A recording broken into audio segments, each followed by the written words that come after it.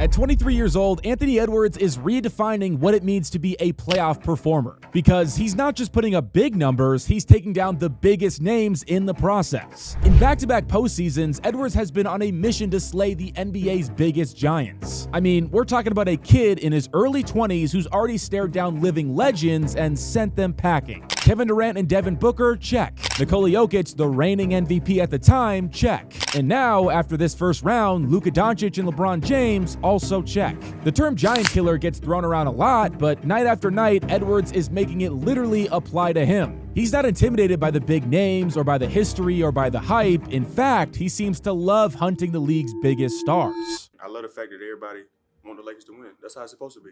They don't want the Timberwolves to win. I get it.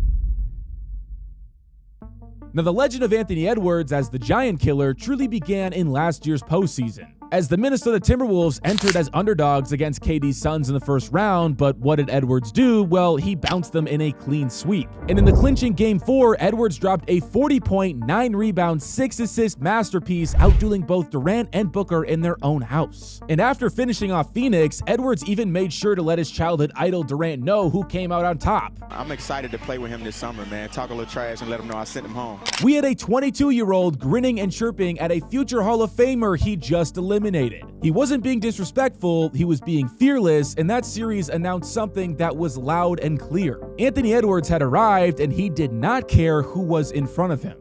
Tell him take him home, Mario! Now, next up was the defending champions in the Denver Nuggets, and if that Suns series was a coming-out party, the second round was a heavyweight bout.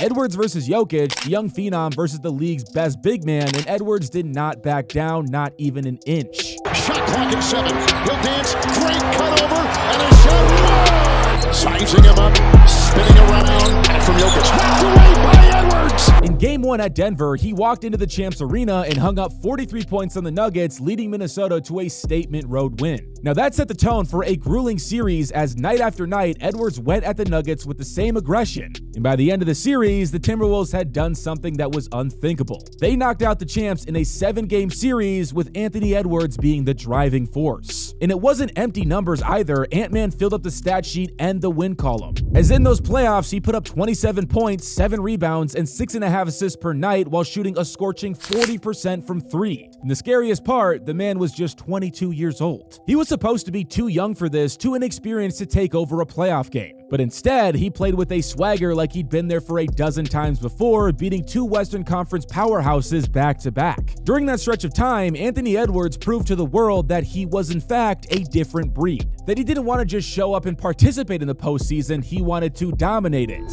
I have not been to Minnesota in probably 20 years. Bring your ass.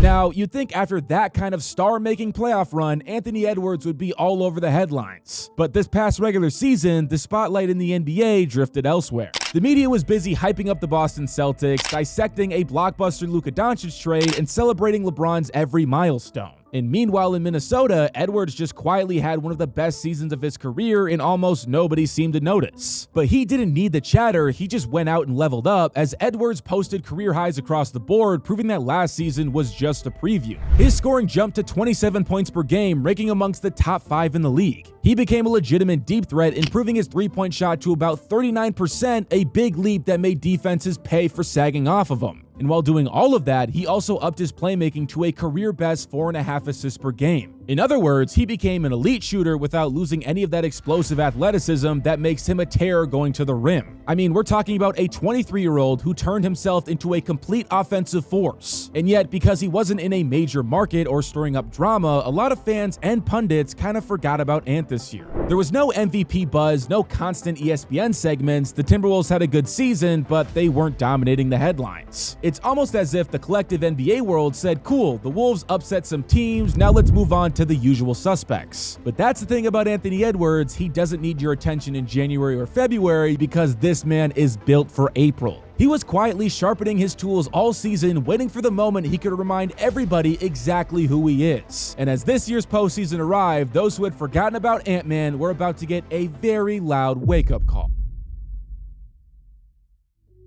Now, coming into this postseason, they said the Wolves had no shot, just like last year and just like every other year. The Lakers came into the series with all of the momentum, 2 top 10 players, a surging offense, and the narrative was fully on their side. LeBron James was chasing one more ring, Luka Dončić finally had a real co-star, and Minnesota, well, they were just another stop on the Lakers' path to the finals. But then came Game 1, and it flipped absolutely everything. On the road, in front of a roaring LA crowd, the Wolves didn't just win, they stunned the league. Anthony Edwards opened this thing up by dropping 23 on the road, and the Wolves took control over this series early. And suddenly, the Lakers were behind, and the pressure was on. Now, of course, the Lakers responded as they bounced back in Game 2, evening the series and quieting the hype, at least for a moment. The narrative snapped right back into place, the Lakers had woken up, the Wolves had blown their shot, and with the series heading back to Minneapolis, all the pressure shifted to Game 3.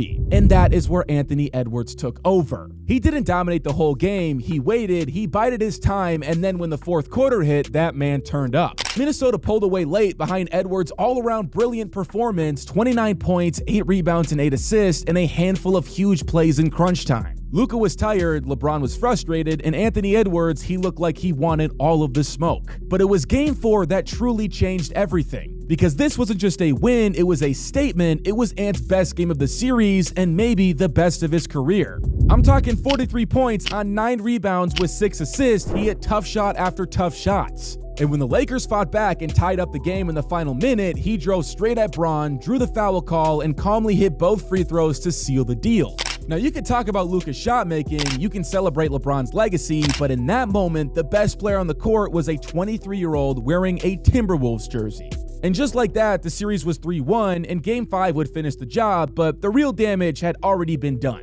Because now that the Wolves punched the Lakers right in their mouth, the basketball world has no choice but to stop doubting them. Now that the Wolves have stunned the Lakers, the next chapter is even bigger because standing between Edwards and the conference finals is Stephen Curry and the Golden State Warriors. It's another giant, another future Hall of Famer, and another legend to slay. And if Anthony Edwards can go through all of these guys and now Curry before his 21st birthday, we're talking about one of the most insane early career playoff runs the NBA has ever seen. I mean, just think about the pedigree of these opponents. We got finals MVPs, league MVPs, scoring champions, and dynasty builders. Edwards isn't ducking anyone, he's stacking wins against the greatest names of the last 2 decades, one by one. Now, what's funny is that he recently said he does not want to be the face of the league, but he's doing a terrible job of preventing it. Because you don't hide in the shadows by sending home the game's most marketable superstars. In fact, he's dragging the spotlight with him into every new battle. Because at this point, are you really going to bet against Anthony Edwards rising to the challenge? It's almost like he's writing the script to a movie. Chapter 1 was taking down your hero in Kevin Durant. Chapter 2 was slaying the reigning king in Nikola Jokic. Chapter 3 was staring down the living legend in LeBron and the young prodigy in Luka.